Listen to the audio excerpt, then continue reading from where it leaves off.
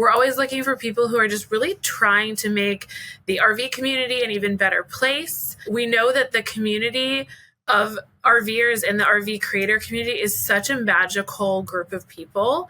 And I think we always want to find those people that are looking for ways to elevate and just bring more awareness and bring more energy to that space. Welcome back to the RV Queens podcast, where we dive into the lives of women making money and living life on the road.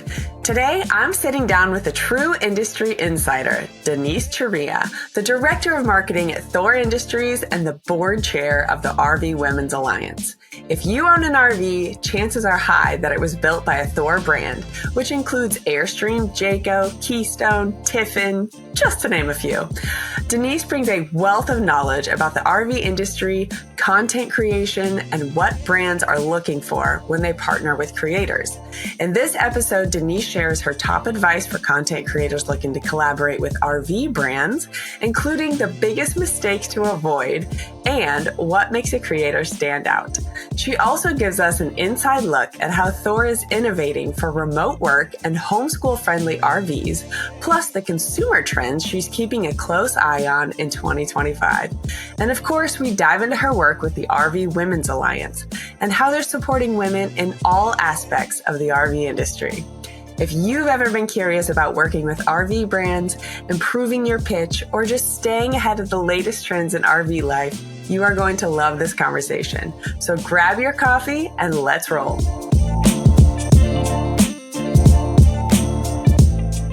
Hello, Denise, and welcome to the RV Queens podcast. Where in the world are you today? I am in Elkhart, Indiana. You are at the heart of RV manufacturing, of course. How was the weather there today? Well, we finally got some sunshine, so I'll take it because we've had a lot of snow, but it's finally broken. So it's actually able to take a walk outside, little things. Good. This time of year and in Elkhart, Indiana, you appreciate even a little bit of sunshine. That's right. You got to take what you can get. Definitely. Meanwhile, the sun is like glaring on my window in Florida back here. Sorry, I'm like in a tank top. Oh, I'm just rubbing it in your face. I'm so sorry. I should have thought that through a little better. Okay, well, I am so excited to chat with you today, and especially to give listeners your insider's perspective on the RV industry. You are the Director of Marketing at Thor Industries, which is an umbrella brand for several RV manufacturers. Most people know this. These brands include Airstream, Keystone, Jayco, Tiffin, many others. And you are also the board chair of the RV Women's Alliance. So you know the industry inside and out, and obviously you have a lot going on. So thank you again for taking time out of your busy schedule to be here today. To start, will you give us a quick idea of your background and how you ended up at Thor? I have been in marketing for my entire career. I started on more of the traditional ad agency side of things, working in consumer packaged goods. So worked on brands from Unilever like Dove and Axe and everything from spaghetti sauce to pharmaceuticals. Really have done the gamut. I then spent a number of years working down at Walmart's headquarters down in Bentonville and did a lot of experiential marketing with them and had the opportunity to then move to Chicago and worked on a water brand and then with Walgreens. And then about 6 years ago, I had the opportunity with Thor, and I cannot tell you how great it is to be able to combine my love of marketing with a specific area that I'm really passionate about. I've been camping and in the outdoors my entire life, and it is like my core memories from my childhood are all camping. So I feel so fortunate that now I get to actually do marketing for something that I also just really love and adore. So it's been wonderful. I was in Chicago, moved to Southern Michigan about 5 years ago, and have been here ever since. That is awesome. I love it. And I love that you have worked both on the brand side and the vendor side of marketing. So you have like the full perspective on what everyone wants on both sides, right? So I'd like to get your advice specifically for RV creators. In the RV Queens community, we have a lot of them, and I would love to hear, what are you looking for when you assess a potential creator to work with? Yeah, I think there are a lot of different things. And I think one of the biggest pieces of advice that I would give anybody is make sure to do your homework on whoever you're going to go speak with. So if you're pitching a project or an initiative to a company, spend some time and really understand a little bit more about what's going on in their world. So look at articles or press releases they've put out, look at their website, understand the type of content that they tend to put out. All of that homework makes you so much more appealing to somebody that's looking for a partner. Also, don't ever think because something isn't a right fit for right then that it won't be a fit down the road.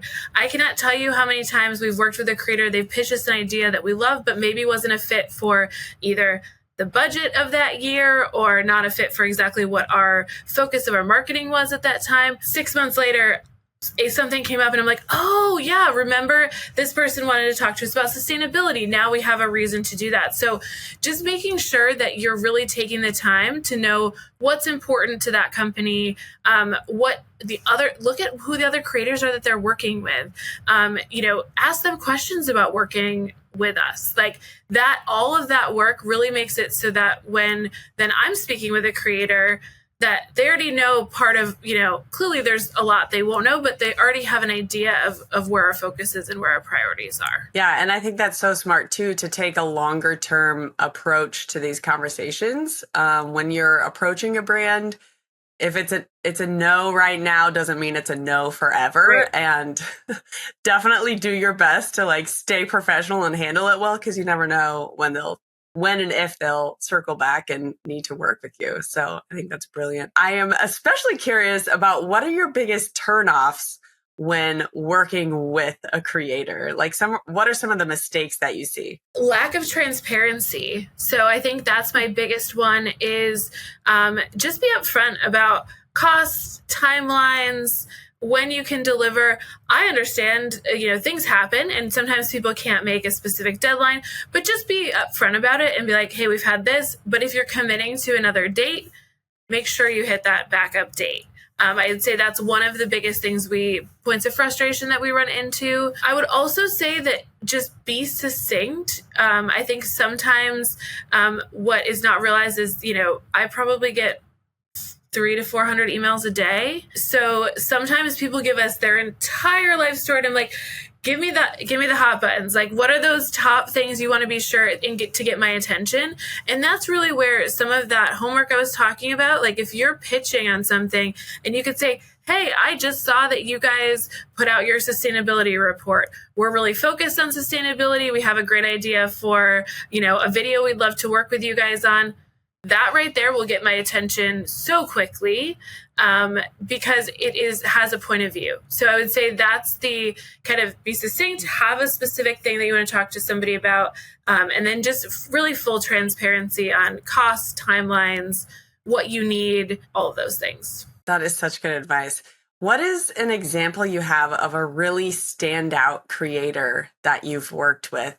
And I'm also curious, what made the experience of working with them so unique? I am going to shout out Our Mixed Journey, which is a creator that we've worked with now for 5 years and have always been so great about not only always coming to us with ideas, but really understanding our business and where we're at and not getting frustrated if it's not the right time at that moment. Realizing that we have, again, ideas that they pitched to us that we didn't end up executing until a year later. But it still was that idea that really then once that conversation came up about that particular topic, we're like, oh, we already have someone who we know can talk about that. They've just been very good at collaborating with us and not being afraid to also say, hey, can we just jump on the phone for 15 minutes? We don't need an hour. We just need 15 minutes. Have an idea. Would love to talk to you about it. Really just that collaborative process over time has really been great. Okay, so speaking of Our Mixed Journey, Thor has an ambassador program, as do many brands. What advice do you have for RV women who are looking into and applying for these ambassador programs? Just really be yourself and be transparent about what makes you different. what makes you unique? What have you learned about your journey? What value can you bring to consumers? I think we're always looking for people who are just really trying to make the RV community an even better place. We know that the community of RVers and the RV creator community is such a magical group of people. And I think we always want to find those people that are looking for ways to elevate and just bring more awareness and bring more energy to that space. When we talk about specifically ambassador programs, because I kind of think of them as two things. There's kind of the one-off creator kind of projects, and then there's real influencer and ambassador programs. The one thing about ambassador programs is more and more companies, at least in our space, are shifting to more of an annual program where they're finding a group of influencers to work with over an entire year. So the important thing there is to make sure you understand what their timeline looks like, but that also there may be chances to work with them prior to that annual process. So for instance, a lot of creators that we work with, our program doesn't kick off until the fall for next year's ambassador program. But we have other projects we can work on throughout this year that may not be our ambassador program, but still might be projects that we can work on with folks. And full transparency, those are just opportunities to really test out working with that influencer. How are they to work with? As much as the content matters, making it easy for people to work with you is just as important as the content you deliver.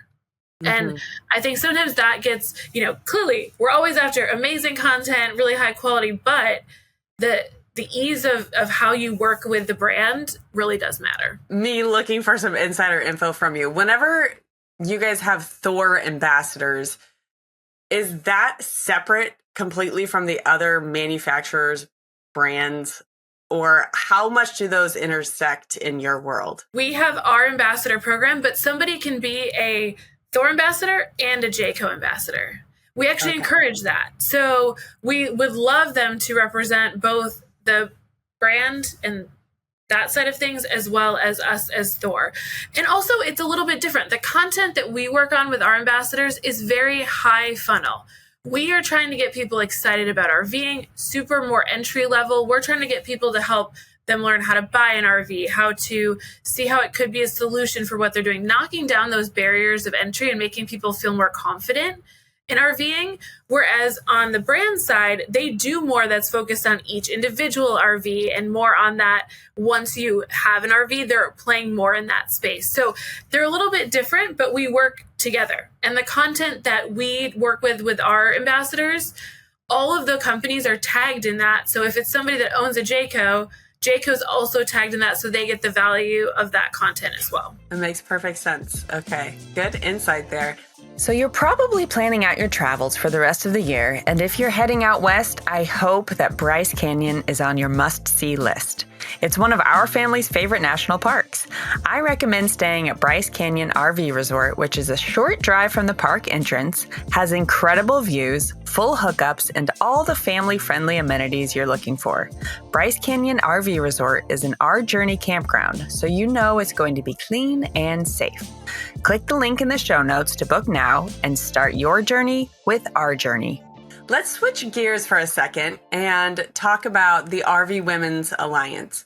You have been on the board for 4 or 5 years now, so you know what is up. Yes. Will you start by giving us kind of the elevator pitch of what the RV Women's Alliance is all about? Yeah, so the RV Women's Alliance was started about 6 years ago now, and was really started from a place of giving women a organization that can really help them thrive in this industry.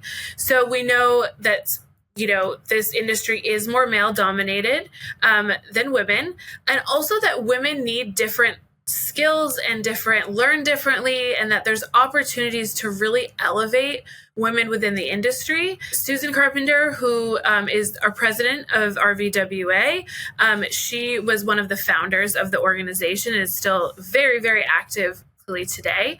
And when I came into the RV industry, I came in with not knowing anyone in this industry and really coming in from more of a marketing background. And there's just so many people that already knew each other and all these connections. And I wanted to be part of that. And I really fell in love with the group of people and the women that are part of this organization and their camaraderie, and that it's really about elevating together. We encourage men to be part of our organization as well.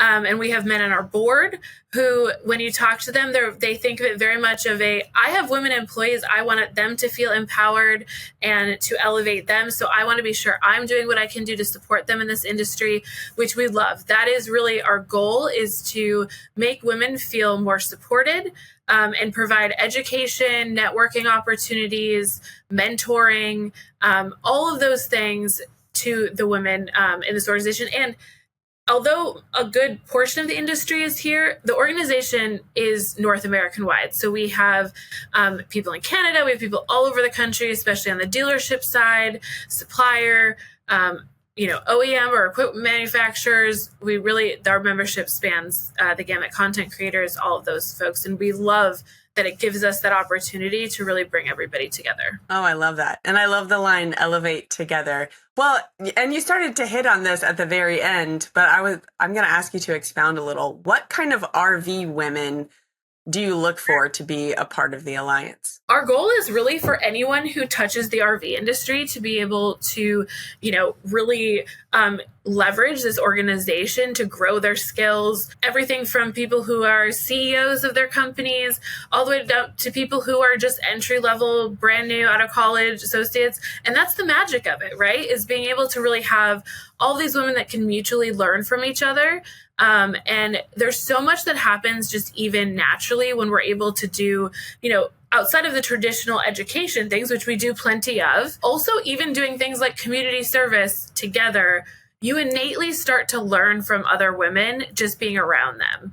And one of the things we were really also trying to focus on is that historically the networking in this industry has been very, what I would say, traditional networking. Okay, you get together with a group of people, you talk.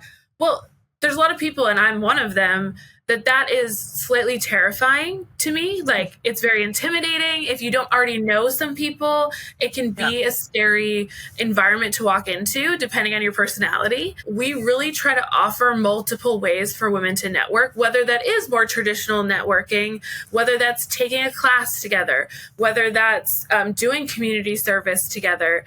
And we also see it as a way to learn cross-functionally for the different parts of the industry. So I work on the RV manufacturing side at Thor. I don't know that much about what is happening on the supplier side, for instance, and what are the things they're going through? Where could they use support or education?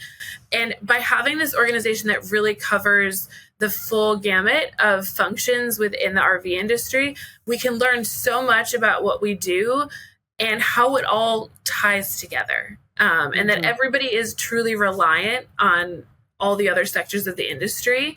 And this organization, I think, has been a really great way for women to learn more how to work together in that way. So as chair, what are some of the initiatives that you're most excited about for 2025 and beyond? Couple of things that are coming up here pretty quickly. So, as I'm sure you know, International Women's Day is coming up on Saturday. And so we are going to do a series of events across Women's History Month, which is the month of March. So there will actually be panel discussions 4 of the Mondays in March with different sectors of the industry. So we've got leaders. For instance, on the 10th will be leaders from the supplier side, and it'll be a panel discussion. It's fully virtual, so anyone across the country can join, and it'll be over lunch. So 45 minutes and really just hearing, stories about how they got to where they got to, some of the challenges and how they've overcome them. Really broad appeal, just women in business, doing what they do best, and really how there are so many commonalities with things that we struggle with universally, that sometimes we don't get the opportunity to be like, oh, I didn't realize that so-and-so who's CEO of this company also deals with that same thing. It makes it, you feel really related to everybody else that's there. Yeah. Oh, I love that. I'm So excited about really, this. really excited about that. That coming up. Everybody is hosting. All the hosts for that are not in the sector that they work in. So it gives us a chance to kind of, again, mix everybody up a little bit and learn from each other. Our campout is always such a blast, and that is happening May 2nd through 4th. So in Howe, Indiana, we take over a big chunk of a campground, and it is truly a weekend to really get to know other women in this industry and have some fun together. And we normally do a community service and a networking component to it as well. So that is coming up quickly. And then our other really big event is our symposium, which will be in October in Chicago. And that is a 2-day educational symposium. This will be our 4th year doing that. And excited to bring that back to the group for this fall. I love it. I'm excited about this too. I'm going to see if I can make the camp out. I would love to be able to be up there for that. It's a lot of fun for sure. Yeah. I bet. I just can't imagine the RV women cutting loose in the campground. It's great. Denise, this has been so helpful and so insightful. So before I ask my last few questions here, go ahead and share with the listeners where they can connect with you online, and then I'll get to my last few questions. Absolutely. So I would say the best way to find me is LinkedIn. So you can find me Denise Chariya or through Thor's page, and absolutely reach out with questions any way I can help. Really, really excited to work with your great group of women in any way that I can help support them as they're building their businesses. And then for RV Women's Alliance, rvwa.org is where you can find all the events, sign up. The membership is free, so there's no cost to join, and most of our activities are free. There is some cost, for instance, camping with the campsites and things like that, but our goal is always to, especially the educational component, to keep that accessible to anyone who would like to join. So all those events are there. All you have to do is sign up to be a member, and then you can RSVP to any of those events. Okay, for my closing segment today, I'm especially excited about this. I asked the RV Queens community members what they want to pick your brain about, since you know so much about the RV industry. So quick thank you to the members. You know who you are, that answered gave me some questions to think about. And here are a few questions from them. Number 1, how do you see the role of digital content and social media shaping the future of RV marketing? I would say the first thing is I think it will be a key component in marketing around the RV industry for a very long time. In general, I've always looked at RVing as such a community-driven activity, and it's really all about the people. And so what creators and influencers are able to bring the context and the color around what makes RVing so magical, there's no way to duplicate that, right? It truly is seeing the people who are making this a way of life and a way to spend time with the people they love, doing the things they love in beautiful places, is something that I don't know that there's any other marketing tactic that really encompasses it better than working with influencers and creators. Glad that you see this is the future of it. We're here for it. All right, number 2, what consumer trends are you watching closely in 2025? So I do think seeing what is going to happen with the shift of people going back to the office, I do think that is going to impact how much people are able to use their RVs. However, what my hope is that even with people returning to the office, there's still going to be some level of flexibility that's existed really post-COVID in having those flex days a little bit more. So, and we know that for RVers, what we've really heard is just being able to add 1 or 2 more days to a long weekend or to a trip really changes their enjoyment of that time, because we know RVing is, and for a lot of people, a great way to disconnect and be connected more with nature and with people.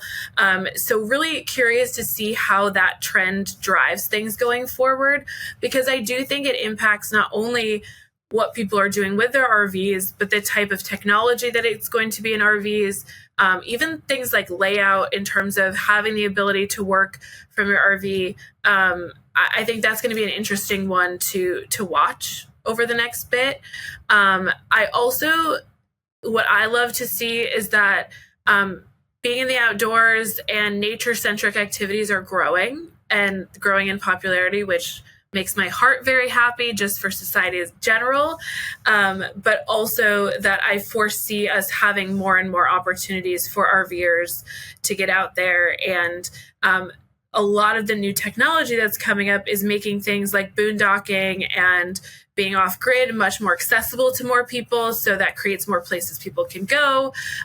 So I would say on the technology side, the more we can do to give people more options of the types of places they can camp, the better. How is Thor Industries adapting to the increasing demand for remote work friendly as well as homeschool friendly RV solutions? Yeah, I think it's a combination. We're definitely working on both, and both are offered in a wide variety of different RVs and different sizes. I think, from a Thor perspective, we're in a unique position that we make pretty much every kind of RV, something from like 18 feet up to 45 feet.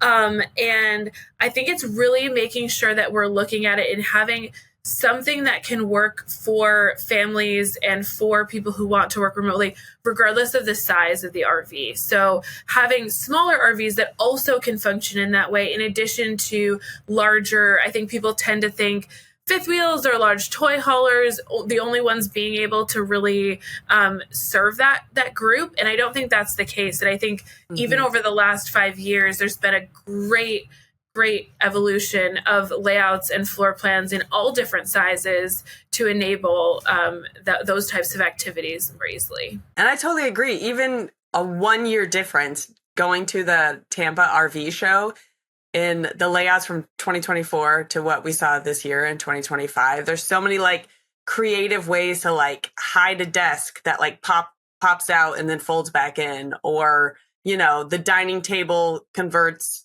so you can like scoot it apart to turn it into a desk, and then you put it together for dining, and so many creative solutions that you could tell the manufacturers and the engineers and the designers are really paying attention to how we use the space. And it's really cool to see the evolution. And then I think too, it's really making sure that we're also looking at the technology that in the evolution there. So things, like Starlink and, alternative power sources and solar and a lot of different things, making sure that we make RVs that those things either are already built into or are able to be connected into, to give people that flexibility of when they want to do those different things, that they have that ready for them. 100%. And it's funny, as consumers, we already expect it, We're like, yeah, of course there's a solar panel that comes with the RV, like, of course. Why wouldn't we be able to hook up Starlink? So true. But I think you're seeing that more and more RVs are coming with, whether they're, there's some solar, but they're enabled to be able to put more solar, or being able to buy an RV that has additional battery packs to be able to be off grid longer, or water filtration systems. I know really a lot of our companies and a lot more products come with the capability to tap into those things than ever has happened before. It's an exciting time to be an RVer, let me tell you. Alrighty, Denise, that is a wrap. Thank you so much for inspiring us today and educating us, and for being on the show. I really enjoyed the conversation and even just getting to know you better. Thank you so much for having me. It was an absolute pleasure. You're welcome. Alrighty, I will see you on the road. Thank you so much for tuning in to today's episode and for being part of the RV Queens community. Remember to hit subscribe on whatever platform you're listening on. And guess what? You can have conversations like I had on this episode with your fellow RV women who are living intentionally and making money on the road. Head to rvqueenspodcast.com/community to join RV Queen Circles today. It's a totally unique online space with a shared prosperity model that's all about community over competition. I'd love to have you be a part. All right, guys, I'll see you next week, or hopefully I will see you on the road. Meanwhile, the sun is like glaring on my window.